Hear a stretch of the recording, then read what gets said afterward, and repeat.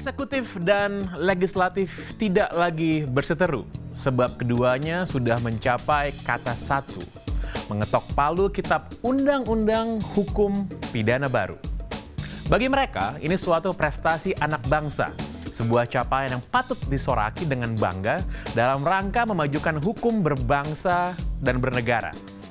Tapi itu kata mereka, bukan kata rakyat yang sedang berunjuk rasa, bukan juga kata rakyat yang merasa semakin menderita. Bagaimana tidak, masyarakat menilai KUHP baru ini memuat banyak sekali pasal karet yang membuat warga tidak bersalah pun jadi terseret. Sehingga bukannya lega, tentunya masyarakat justru semakin merasa kepepet. Kalau ada yang keberatan, katanya silakan langsung datang ke Mahkamah Konstitusi. Tapi nyatanya masyarakat sudah terlanjur tidak percaya. Sebab Hakim MK yang kerap mengkritisi RUU pun sudah dilengserkan yang berkuasa.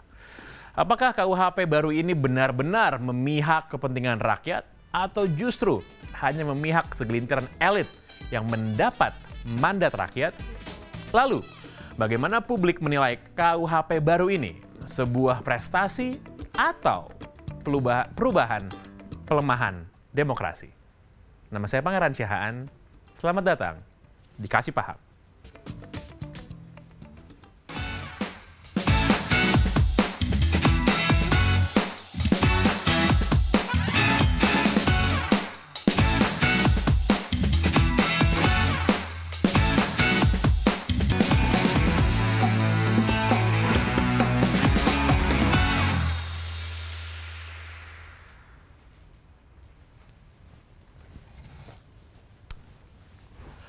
Halo para pemirsa BTV, selamat datang kembali, selamat berjumpa pada hari Senin ini di Kasih Paham. Nama saya Pangeran Syahaan. Kalau kita melihat sepanjang sepekan kemarin, satu isu yang menyeruak mengemuka dalam percakapan nasional adalah soal KUHP kita yang baru disahkan setelah bertahun-tahun mengalami proses kontroversi pro dan kontra yang terjadi. Dan kita akan membicarakan dengan panjang lebar, memberi pemahaman kepada Anda semua soal apa yang mesti kita sikapi dari KUHP yang baru ini. Telah bergabung bersama dengan kita pada malam hari ini anggota DPR kita, Pak Iskan Lubis dari FPKS. Yes. Apa kabar, Pak? Selamat malam. Selamat malam. Baik. Dan juga Ketua Komnas HAM 2017-2022, Bapak Taufan Damanik. Selamat malam, Pak. Selamat malam. Dan juga bergabung dengan kita melalui sambungan online via Zoom, Bapak Habibur Rahman dari fraksi Partai Gerindra. Selamat malam, Bang Habib. Selamat malam. Assalamualaikum warahmatullahi wabarakatuh. Waalaikumsalam, Bang Habib. Nah, kita mau bahas dulu mengenai KUHP ini ya. Saya mau nanya kepada bapak-bapak yang ada. Kebetulan anggota parlemen nih, Pak Taufan ada di sebelah kita nih. Pak Iskan ini kan kita lihat kemarin pada waktu paripurna kan orang ingatnya Pak Iskan lah di sana kan. Yang jadi headline nih soalnya ini. Tapi secara umum nih Pak, sebelum kita lebih detail ya. Secara umum, kenapa kemarin Pak Iskan itu bisa sampai berbicara lantang gitu, bahkan sampai memicu perdebatan tuh kenapa Pak Iskan? Oh jadi begini ya, memang fraksi kan mendugaskan saya untuk menyampaikan 2 poin itu. Memang awalnya saya kan ngomong pelan ya, tetapi pas di stop itu saya agak kaget ya. Saya juga pernah trauma sebetulnya waktu saya dulu di Mesir. Jadi di Mesir itu ada partai-partai besar, itu partai namanya Partai Demokrasi, kemudian ada Partai Ahrar. Jadi itu dikendalikan dari itunya, dari yang memimpin sidang. Jadi yang partai kecil ini tidak dikasih ngomong gitu, sampai teriak-teriak gitu. Saya kemarin seperti apa itu kasus sekian puluh tahun di Mesir itu datang tiba-tiba gitu kan. Betul. Tapi kan PKS bukan partai kecil loh, Pak.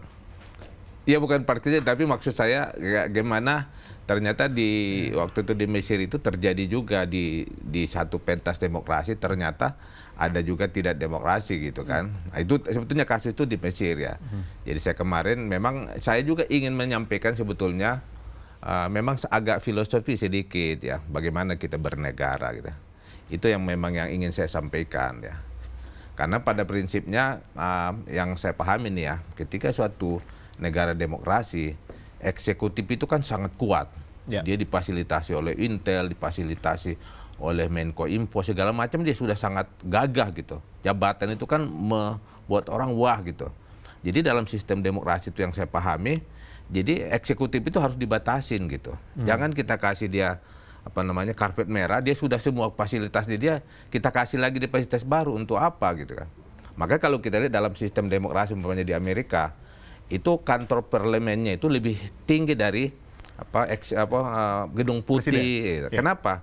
Itu membuktikan memang peranan DPR itu membuat undang-undang itu sangat strategis. Pak, jadi apakah memang keberatan dari Bapak terhadap KUHP yang baru ini hanya sebatas soal pasal penghinaan kepala negara, soal parlemen? Yang lain nggak ada masalah buat Pak Iskak?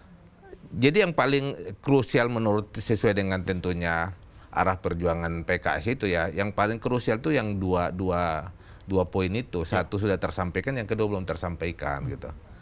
Karena saya lihat itu ini masalah kita bernegara ke depan. Bagaimana anak cucu kita gitu. Nah kalau umpamanya ini kan dalam pasal itu bukan hanya presiden, bahkan umpamanya bupati. Tiba-tiba ada terjadi pilkada, ada yang menang, ada yang tidak. Tiba-tiba satu dia ngeritik, kesal dia mengutamakan kata-kata yang tidak sopan umpamanya. Tiba-tiba bupati ngadukan ke ke kejaksaan atau kepolisian. Tiba-tiba diproses gitu. Nah, kalau kita lihat kan di dalam pasal ini juga memang di situ delik aduan ya. Betul. Memang MK mengajukan delik aduan. Tapi dalam hati saya gini, masa sih seorang presiden umpamanya dia rakyatnya sedang susah, dia ngeritik, tiba-tiba presiden itu harus pergi ke Kapolda di sana, ditunggu wartawan, tiba-tiba diproses apa? Kalau umpamanya ini dimasuk penjara, apa presidennya hebat? Menurut saya itu nggak mungkin juga gitu. Nah kalau misalnya nggak mungkin, keberatan apa dong bakal nggak mungkin dilakukan? Yang penting nggak ada di dalam undang-undang itu, Pak. Berandai-andai, saya tidak mengkritik undang-undang sudah disahkan, walaupun saya protes sebelum disahkan. Tapi kalau ini terjadi, itu akan bahaya, Pak ya? Mempidanakan warga negara. Nggak mungkin, kalau apalagi model Pak Jokowi nggak mungkin. Nah kalau itu terjadi, terus apa hebatnya gitu? Sama dengan seorang bapak berantem dengan anaknya kalah. Itu akan bapaknya hebat. Itu akan jadi presiden buruk untuk demokrasi gitu, Pak ya? Dan ya logika ini aja. Akal sehat menurut saya itu nggak mungkin gitu. Jadi justru presiden sudah sangat penuh dengan fasilitas ya. Jadi siapa orang marah-marah umpamanya, biarlah mungkin dia sedang kesulitan ya kan. Baik Pak. Nanti kita akan kembali lagi ke poin itu, Pak Taufan. Selain soal poin yang tadi dikemukakan oleh Pak Iskak, ada nggak sih sebenarnya? Dan saya yakin banyak pasti dari kacamata Pak Taufan. Apa nih yang bermasalah menurut Pak Taufan dari KUHP kita yang baru ini, Pak? Saya kira saya harus disclaimer dulu ya. Jadi saya ini mantan Ketua Komnas HAM, jadi pendapat saya ini lebih pendapat pribadi ya. Di lembaga Komnas HAM lagi. Ya, menurut saya kita memang seharusnya ya menyegerakan pengesahan dari RUU KUHP. Karena ini kan KUHP yang kita gunakan selama ini adalah KUHP yang dibuat oleh Belanda. Zaman Belanda ya. Jadi apa yang dikatakan oleh Menkumham atau Wakil Menkumham ya, bahwa ini adalah bagian dari dekolonisasi, sebenarnya harus kita apresiasi. Kita punya keberanian untuk melahirkan satu perundang-undangan sendiri dalam hukum pidana maupun nanti lanjutkan lagi dengan KUHP-nya gitu. Termasuk juga undang-undang yang lain yang baru ya. Saya masih ingat betul, bulan lalu saya sebagai Ketua Komnas HAM masih hadir di sidang Universal Periodic Review.